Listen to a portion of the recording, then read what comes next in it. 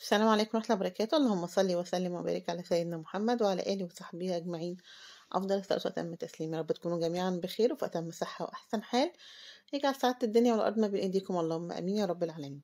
زي ما انتم شايفين كده معانا صينية على النار، طبعا مولعة على نار هادية خالص. معايا قطعة دهنة كده حطيتها قطعتها بالسكينة. البصل زي ما انتم شايفين لما بنقعد بقى كام يوم ما نزلش السوق خلاص، يعني في حاجات انا بطلبها من جوزي هو اللي بيجيبها في الغالب، يعني بصل وبطاطس، الحاجات اللي هي دي اللي ممكن تيجي من اي مكان من بره السوق هو بيجيبها يعني.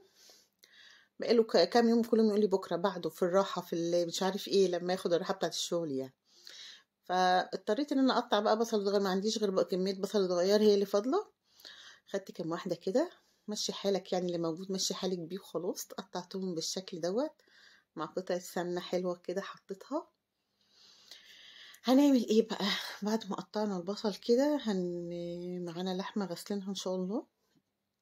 انا هنا مهديه النار خالص على بال ما اقطع البصل، يعني حبيت ابدا معاكم بدل ما اروح من الرخامه لاني كنت شغاله في حاجات تانية، بدل ما اجي من عند الرخامه للبوتاجاز فقلت نبدا على البوتاجاز على طول. تمام. بعد ما يعني في العادي انا مش بعمل التكه دي، من نادر لما بشوح البصل والسمنه والدهنه والحاجات دي قبل ما احط الخضار، لان انا هعمل بسله. البسله اللي هي في الفرن في العادي بعملها ناي في ناي كلها في بعضها وبدخلها في الفرن مره واحده. بس النهارده قلت خفت من الوقت شويه فقلت اشوح كله في بعضه كده وبعدين ندخلها الفرن على اخر وقت. يا دوبك البصل بدات ريحته تطلع كده نزلت باللحمه كده عندي، وبعدين هبدا انزل برشه ملح ورشه فلفل اسمر.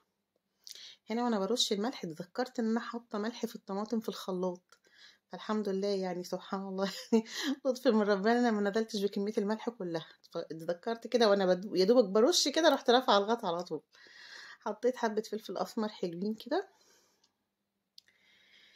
هنقلبها بقى تقليبه حلوه كده لحد ما اللحمه تاخد كلها لون واحد، وبعدين نبدا ننزل عليها بالخضار اللي عندنا. اي خضار عندك بقى، بسله بس، بسله وجزر، بسله وجزر وبطاطس، كوسه، اللي موجودة عندك هتحطيه. يعني صينية الخضار دي بتبقى حلوة قوي كل ما تحطي فيها اي حاجة موجودة عندك. لايك بقى وشيل القناة كده وكومنت حلو شجعي. لو انت اول مرة تدخلي عندي القناة اضغطي على جرس الكل عشان يوصلك مني كل جديد ان شاء الله. نذكر الله بقى. سبحان الله وبحمده، سبحان الله العظيم، عاد خلقه ورضا نفسه وزنة عرشه ومدد كلماته. سبحان الله والحمد لله ولا اله الا الله والله اكبر ولا حول ولا قوة الا بالله العلي العظيم. اللهم إنك عفو كريم تحب العفو فاعف عنا. اللهم إنك عفو كريم تحب العفو فاعف عنا. اللهم إنك عفو كريم تحب العفو فاعف عنا. ندعي كتير في الأيام دي كده ونظبط نفسنا كده في الدعاء. هنا أنا حسيت إن أنا على بال ما أحط الخضار وأحط الطماطم الصينية هتبقى ضيقة عليهم وممكن تفور مني على البوتاجاز، يعني حسيت بكده يعني. هي كان ممكن تكفي بس يعني كانت هتعمل لي بقى على البوتاجاز من هنا ومن هنا، وانا الصراحه ما بصدق ان البوتاجاز يبقى نضيف واتغسل وكده، عشان انتوا عارفين بخبز عليه كتير من فوق رقاق وعيش وكده فبيبقى دايما عليه دقيق. فيا دوبك انا مظبطاهم لما معاه كده امبارح فقلت يعني يفضل نضيف شويه افرح بيه يعني يومين ولا حاجه. فقلبتها كده في صينيه تانية عشان ياخد راحته، ونزلت هنا معايا بطاطستين قطعتهم مكعبات مع حبه بسله محترمين وحبه جزر. تمام. نديهم تقليبه حلوه بردك كده على ما ريحتهم تطلع كده حلوه كده في بعضها. ومعانا حبة طماطم حلوين عصرينهم في الخلاط. طبعا مش هطلع من اللي في الفريزر بقى، لسه الطماطم ببلاش في السوق اليومين دول. طماطم حرفيا كده تعتبر ببلاش بالنسبة للأيام اللي احنا يعني.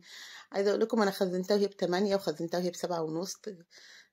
ما خزنتهاش ارخص من كده، دلوقتي ب3.5 وب5 ومالية السوق ما شاء الله.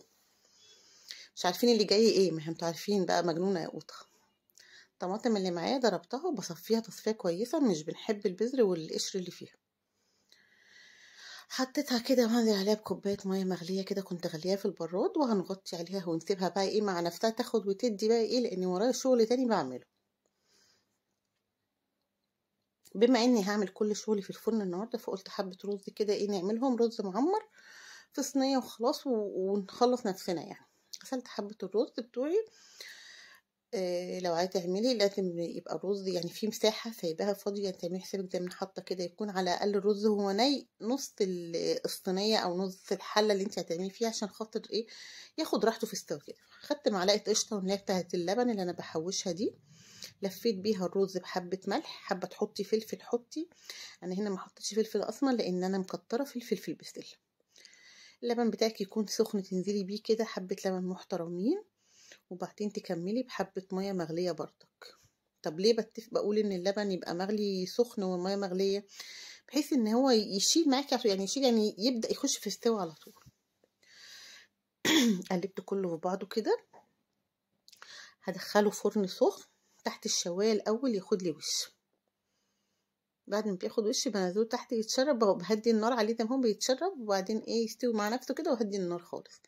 طبعا في قرص ورا كده يعني ايه، اعملوا نفسكم مش شايفين، يعني ما كانش في عندي مكان اصور فيه لان كنت بعمل قرص في نفس اليوم، فقلت يلا نطلعه كده. بعد ما الرز استوى كده طلعته فتحته كده بالمعلقه، وحطيت له، لان ما بحطش ماده دهنيه فيه قبل ما ادخله الفرن. حطيت قطعه سمنه كده، همشيها على الوش كده لحد ما تشربها تبقى حلوه كده ايه، وهو كده خلاص استوى. بعد ما عملت الخطوه دي هغطيه بورقه فويل، لان يعني كان لسه في وقت شويه على المغرب عشان ما يبردش. غطيته بورقه فويل وحطيته على نار هاديه بردك في الشبكه الوسطانيه في الفرن. هنا كان الخضار بتاعي استوى خلاص، اللحمه خلاص بقت مستويه حلو، عشان ما اقلقش ان احنا في الصيام وكده يعني. لا اكلي كده بقى طماطم متسبكه والاكل شكله يفتح النفس، يعني هي كده جاهزه زي الاكل، بس احنا بنحبها تخش الفرن وتبقى ناشفه كويس قوي. هندخلها الفرن كده ايه لحد ما تنشف بالشكل اللي احنا حابينه. طلعتها كده، هو ده اكلنا بنحبها تبقى ناشفه خالص. وهنا خلاص كان يعني المغرب قرب يأذن، كنت طبعا عملت العصاير بتاعتنا وحضرت الطبليه والاطباق وكل حاجه. هنوريكم بس الرز شكله ايه واللحمه مستويه ونروح بقى نفطر على طول. شكل الرز ما شاء الله والله، والرز طالع حبايه بحبايتها كده ايه، مفرفره وحلوه ونفس الوقت مستويه طعمها جميل، ولا لازق في الصينيه ولا عامل قعر ولا اي حاجه. قلت لكم قبل كده، وريته لكم برضك قبل كده في فيديو قبل كده، عشان دايما بعمل الرز المعمر في طواجن. عايزه اقول لكم انه في الطاجن ساعات بيلزق اكتر من الصينيه، يعني هو الصينيه مش بيلزق فيها الصراحه.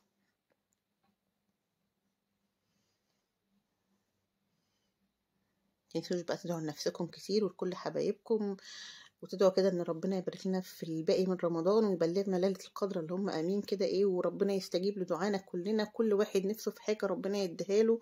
وطبعا اهم حاجة صلاح حال ولادنا وصلاح حالنا كده، ان ربنا يصلح حالنا وحال ولادنا وولاد المسلمين جميعا يا رب، ولاد الدنيا بحالها اللهم امين يا رب، ربنا يصلح حال الجميع. الخضار طالع ما شاء الله لونه كده، والطماطم متسبكه وحلوه كده. انا بقول لكم الطماطم اليوم دوت لسه ما زالت الطماطم حلوه، اللي ما ما لحقش يخزن يخزن. الفيديو سهل وبسيط، افكار للفطار. اتمنى الفيديو يكون عجبكم، متنسوش لايك وشير وكومنت حلو يشجعني. ومعادنا معاكم الفيديو الجاي باذن الله، والسلام عليكم ورحمه الله وبركاته.